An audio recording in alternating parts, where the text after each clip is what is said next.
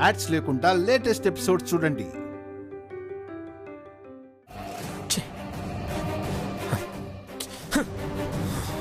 తారక్, ఎవరి మీద నీ కోపం? ఎందుకు ఆ జాకెట్ మీద అసహనం చూపిస్తున్నావు? వదిలే మామ్, నా బాధ నన్ను పడనివ్వు. పరాయి వాడివైతే పట్టించుకునేదాన్ని కాదురా. ఈ తల్లి ప్రేమ పంచుకొని పుట్టిన వాడివి. ఈ పెళ్లి విషయంలో ఏమన్నా బలవంత పెట్టానా? సలహాలిచ్చానా?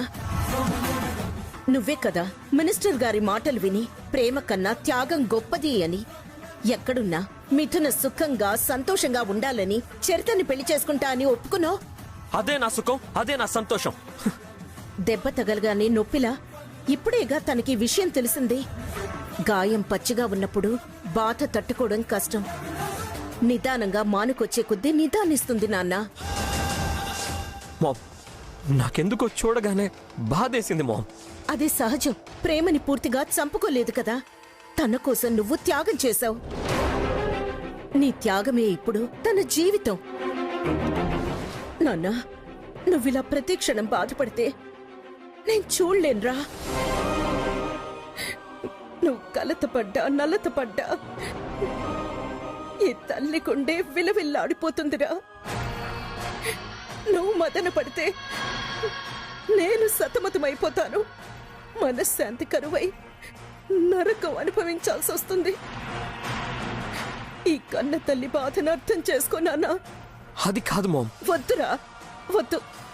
నువ్విలా నీలో నువ్వే నలిగిపోవద్దు. పద, వెళ్ళి మినిస్టర్ గారితో ఈ పెళ్లి క్యాన్సిల్ అని చెప్పేద్దాం. పద రా. మామ్, ఏం చేస్తారా? మహా అయితే ప్రాణం తీస్తాను అంటారు. నా ప్రాణమిచ్చి నిన్ను బతికించుకుంటాను. నిన్నిలా చూడటం కంటే నువ్వు చేసిన త్యాగంలాగానే నేను కూడా నీకోసం నా ప్రాణం త్యాగం చేస్తాను. అదొక్కటే మార్గం. అంతకు మించి మరో మార్గం లేదు.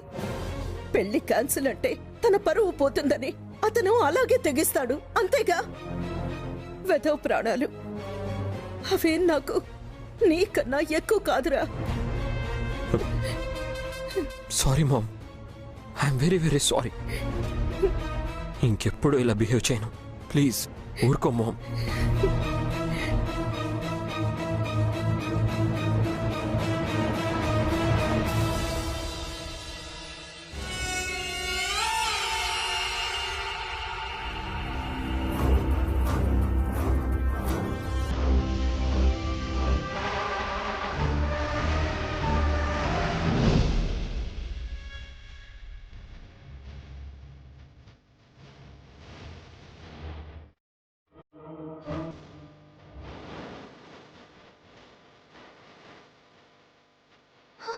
అయ్యో వైషు, నేను వాణ్ణి చంపలేదు.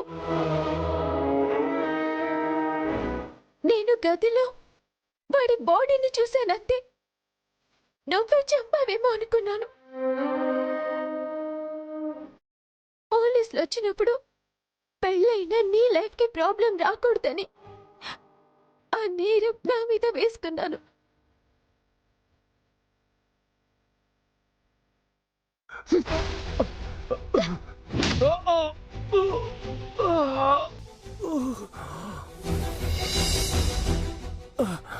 పెళ్ళయ్యేదాకా ఈ గదిలోనే చావు. మిథున నాకేం తెలీదు అంటుంది. నేను బయట గడిపెట్టి వచ్చినప్పుడు మురళి బానే ఉన్నాడు. ఈ మధ్యలో ఏం జరిగింది? వాడు ఎలా చనిపోయి ఉంటాడు?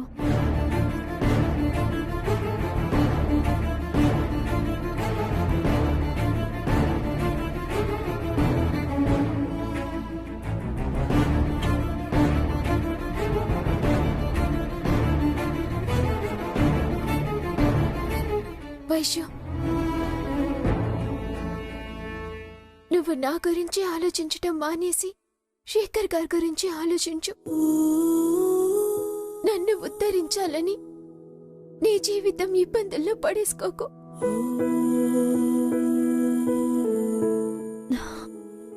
ఏం మాట్లాడుతున్నావు మిథున? నిజం వైషు, నీ గురించి తెలుసు కాబట్టి, త్యాగాలకి వెనకాడవు కాబట్టి చెప్తున్నాను. మిథున, శేఖర్ గారు నన్ను అర్థం చేసుకున్నారు. నన్ను అర్థం చేసుకొని మాటలు మాట్లాడుతున్నావు. వైషు, మరి లేకపోతే ఏంటే? నీ దారికి నిన్ను వదిలేసి నా దారిన నేను శేఖర్ గారి దగ్గరికి వెళ్ళాలా? మిథున, నువ్వు నిజం చెప్పకముందే నువ్వు తప్పు చేసుండవు అన్న నమ్మకంతో నిన్ను విడిపించాలి అని ఇటు వచ్చానే.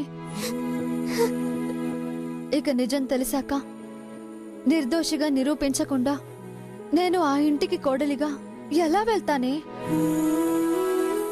నువ్వు తప్పు చేయలేదని ప్రూవ్ చేయడం నా బాధ్యత. నా జాతకం బాగోలేనప్పుడు నువ్వు ఎంత బాధ్యత తీసుకున్నా, ఎన్ని త్యాగాలు చేసినా ఫలితం ఉండదు వైషు. జాతకమేంటే? నష్ట జాతకం వైషు. ఏం మాటలు మిథున అవి? కాకపోతే ఏంటి వైషు, పెళ్లి బిడ్డలు ఎక్కాల్సిన దాన్ని పోలీస్ స్టేషన్ మెట్లెక్కాను. తాళి పడాల్సిన టైంలో జైలు పాలయ్యాను. పెళ్లి అనుకున్న దగ్గర నుంచి అన్ని అపశకునాలే, అవాంతరాలే. అంతా జాతక ప్రభావమే వైషు. జాతకం లేదు, ప్రభావం లేదు. నువ్వు ఊరుకో మిథున. లేకపోతే ఏంటిది వైషు? గుడికి వెళ్తుంటే అయ్యో ఈ పెళ్లి అరిష్టమని హెచ్చరించారు. మొక్కు తీర్చటానికి మెట్లెక్కుతుంటే తార కళ్ళల్లో పసుపు పడి అవస్థలు పడ్డాడు. శుభలేఖలు కాలిపోవటం, ఆఖరికి పెళ్లికి ప్రయాణం అవుతుంటే యాక్సిడెంట్ అవబోవటం, అవన్నీ జాతక దోషాలే వైషు. జాతకాలు దోషమని పాతకాలపు చాదస్త మాటలు మాట్లాడకు. ఎన్ని జరిగినా ఎక్కడా ఆగలేదు కదా. ఏది ముఖ్యమో అక్కడే ఆగింది కదా, అది చాలదా? నా జాతకానికి తారక్ జాతకానికి పొసగ కనిపిస్తోంది. పుస్తకమే జాతకమైతే ప్రేమ ఎందుకు పుడుతుంది మిథున? చూడు, పిచ్చి పిచ్చి ఆలోచనలతో బుర్ర పాడు చేసుకోకు. వైషు, నా గురించి నీ జీవితం పాడు చేసుకోకు. నువ్వైనా కాపురానికి వెళ్ళి అమ్మ నాన్నల బాధ తగ్గించు వైషు. ఒక్క కంట్లో నలుసైనా తీసినట్టవుతుంది. నలుసు తీయటం కాదు, ఏ నలక లేకుండా చెయ్యాలి. కులగురువులు చెప్పింది తప్పవ్వదు మిథున. మనం జీవితాంతం జంటగానే ఉంటాం. తోడి కోడళ్లుగా ఆ ఇంటికి కలిసే వెళ్తాం. నమ్మకాలు లేకపోతే జీవితమే లేదు మిథున. మిథున, నిన్నెలా బయటకు తీసుకురావాలో నేను ఆలోచిస్తాను. నువ్వు వెళ్ళు మిథున, వెళ్ళు.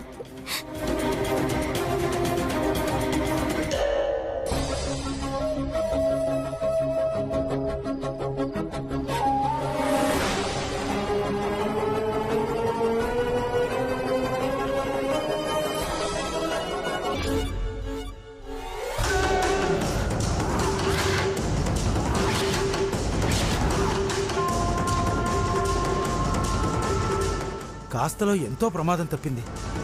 అవును, దేవుడు హెచ్చరించాడు. నా కొడుకు జీవితాన్ని కాపాడాడు. ఈ పెళ్లిని ఆపమని సూచించాడు.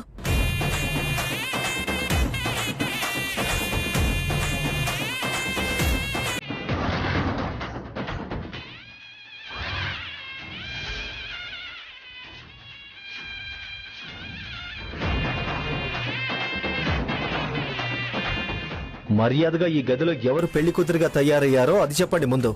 ఇప్పుడే పెళ్ళైన మా కోడలు వైష్ణవి ఈ గదిలో తయారైందండి. జరిగిన వాటన్నింట్లో రేఖాదేవి గారి హస్తం ఉన్నట్టే ఈ మురళి మర్డర్ కేసు వెనుక కూడా ఆవిడ గారుందా?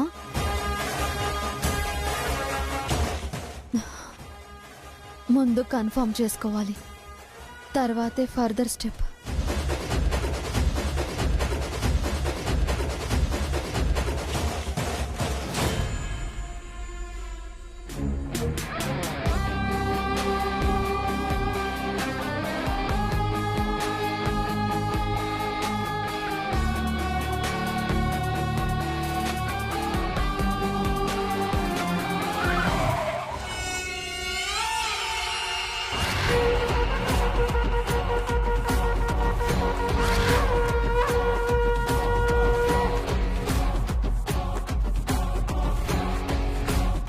ఇదేంటి రోడ్డు కట్టంగా?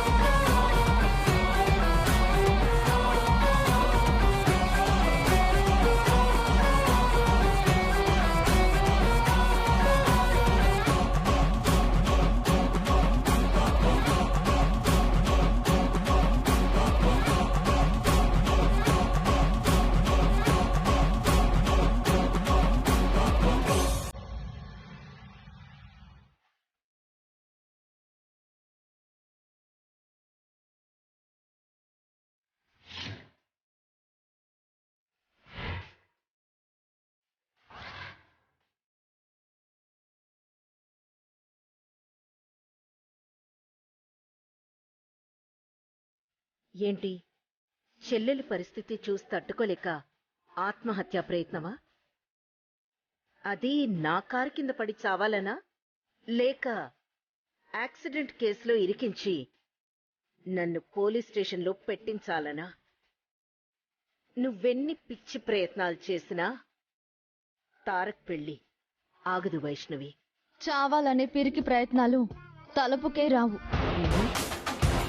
మేం కష్టంలో ఉన్నామని అవతలి వాళ్ళని కష్టాల్లోకి నెట్టాలనే ఆలోచన అస్సలు రాదు. మరెందుకిలా రోడ్డు మధ్యలో, అది నా కారు కడ్డంగా?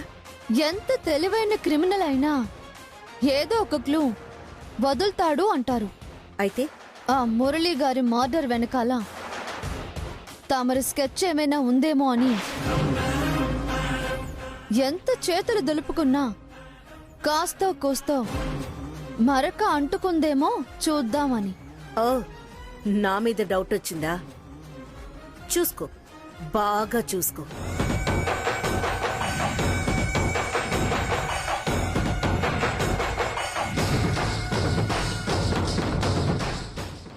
రేఖలనే కాదు, వాటి వెనక చేతల్ని కూడా చదవగలిగే విద్య నేర్చుకున్నాను.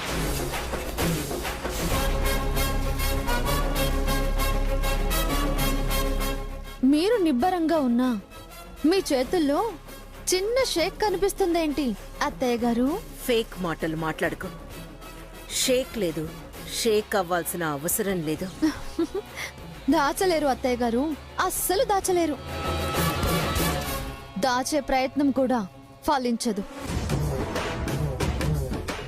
మీతో సరి సమానం. కాదు కాదు, ఓ పాలు పెచ్చు తెలివితేటలు ఎక్కువ ఉన్నదాన్ని. సై అంటే సై, ఢీ అంటే ఢీ అని తలపడగలిగిన దాన్ని. మీది క్రిమినల్ బ్రెయిన్, నాది డిటెక్టివ్ బ్రెయిన్. మీ ప్లాన్లు పథకాల గురించి తెలిసిన దాన్ని. అంత తేలిగ్గా నమ్మను కాక నమ్మను. అందుకే పోలీసుల ఎంట్రీ నుంచి మీ మీద ఒక కన్నేసి ఉంచాను అత్తయ్య గారు. నా చెల్లెలి మీద నమ్మకం ఉంచి డ్రోన్ కెమెరాతో మిమ్మల్ని మీకు తెలియకుండా ఫాలో అవుతూ ఉన్నాను. అయ్యి ఏం సాధించావు? అరెస్ట్ కాకుండా ఆపగలిగావా? చూడు వైష్ణవి, నన్ను అనుమానించి నీ టైం వేస్ట్ చేసుకోకు. నీ చెల్లెలు నిర్దోషైనా అది విడుదలయ్యేసరికి సీనియర్ సిటిజన్ అవుతుంది. అందుకని అనుభవించాల్సిన జీవితాన్ని అడవి కాచిన వెన్నెలు చేసుకోకు. భీష్మ ప్రతిజ్ఞలకు పోయి వాణ్ణి ఏడిపిస్తూ నువ్వేడుస్తూ కూర్చోకు. నీ బతుకు పండించుకో, కాపురానికొచ్చి. మీరు మీ తత్తరపాటుని ఎంత కవర్ చేసుకున్నా లాభం లేదు అత్తయ్య గారు. మర్డర్లో మీ హ్యాండ్ ఉంది అనగానే మీ ఫీలింగ్స్, మీ వైబ్రేషన్స్, మొహంలో రంగులు మారటం నా డౌట్ని కన్ఫర్మ్ చేశాయి. మురళి మరణం వెనక మీరు ఉన్నారు, నో డౌట్. ఏంటి గాల్లోకి రాయి విసురుతున్నావా? హ, కాదు, నా చెల్లెలు నాకు నిజం చెప్పింది.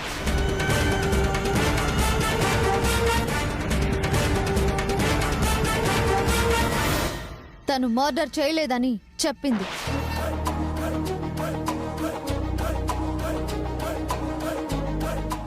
అందుకేగా నేరుగా మీ ముందు ప్రత్యక్షమైంది.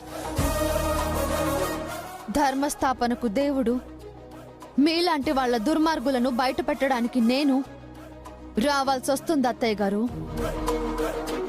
హ, మీ ఫీలింగ్స్ భలే ఉన్నాయి అత్తయ్య గారు. ఇప్పుడు ఫోటో తీస్తే మీ ఎక్స్ప్రెషన్సే మీరేంటో బయట పెడతాయి. రే, తోచింది ఊహించుకొని వచ్చింది వాక్కు. నీ చెల్లెలి హత్యా నేరంలో నన్నిరికించాలనే ప్రయత్నాలు మానుకో. ఎఫ్ఐఆర్ ఫైల్ అయింది, మిథున స్టేట్మెంట్ రికార్డ్ అయింది. కేసు మారదు, మార్చటం కుదరదు. మరో సాక్ష్యం లేదు, ఆధారం అంతకన్నా లేదు. శిక్ష పడక తప్పదు. నీకు మరో జన్మెత్తినా ఆధారం లభించదు, లభించే ఛాన్సే లేదు. నేను ప్రయత్నం మానుకుంటే నిజం నలుగురికి ఎలా తెలుస్తుంది అత్తయ్య గారు? శిక్ష తప్పదు అని అంత ఖచ్చితంగా ఎలా చెప్తారు?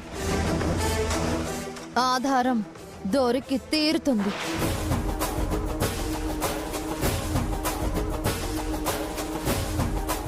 దోషులెవరో దోషం ఎవరిదో తేలుతుంది. చూడండి అత్తయ్య గారు, మీరు ఏమేం చేశారో, ఎలాంటి దుర్మార్గాలు చేశారో నాకు బాగా తెలుసు. ఖచ్చితంగా ఇది మీ పని.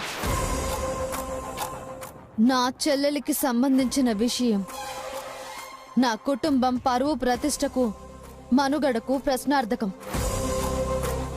మిమ్మల్ని వదలను. ఏంటి, నిజంగా నేనే ఏదో చేసినట్టు మాట్లాడుతున్నావు?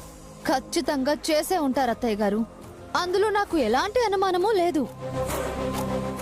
దోషుల్ని నిలదీయటమే కాదు, ఇప్పుడు మేం అనుభవిస్తున్న శిక్షకు 10 రెట్లు ఎక్కువగా నువ్వు అనుభవించేలా చేస్తాను.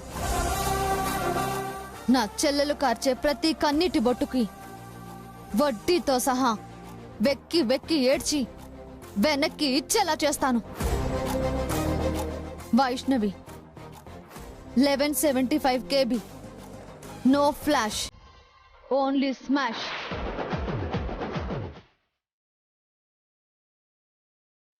నిన్ను దోషిగా నిలబెడతా, తప్పు ఒప్పిస్తా, ముక్కు నేలకు రాయిస్తా. తారక్ గారిని ఏమార్చి మనసు మార్చి మినిస్టర్ కూతురుతో పెళ్లి జరిపించాలని అనుకుంటున్నావు కదా? ఈలోపే నా చెల్లెల్ని నిర్దోషిగా ప్రూవ్ చేస్తా. మీ అబ్బాయి తారక్తోనే తన పెళ్లి జరిపిస్తా. అది కాని పని.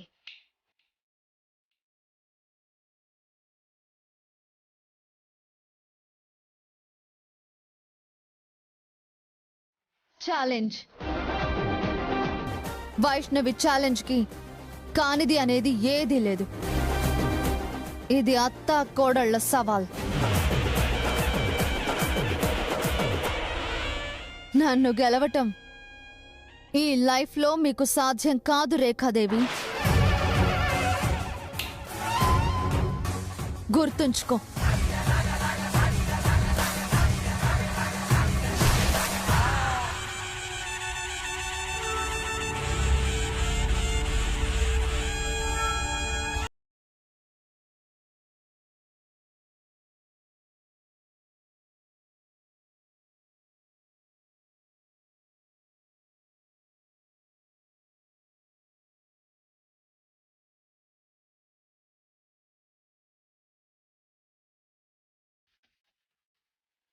ఎంత పెద్ద క్రిమినల్ అయినా క్లూస్ వదులుతాట. ఏదో చేతులకి మరకలు అంటోంది. తారక్తో చెల్లి పెళ్లి చేస్తుందట. సై అంటే సై అంట, ఢీ అంటే ఢీ అంట. అసలు ఆ మురళిగాడు చస్తే కదా ఆధారాలు, హత్య వెనుక హస్తాలు నన్ను దోషిని చేయటానికి. అతి తెలివిని తెలివి అనుకుంటోంది.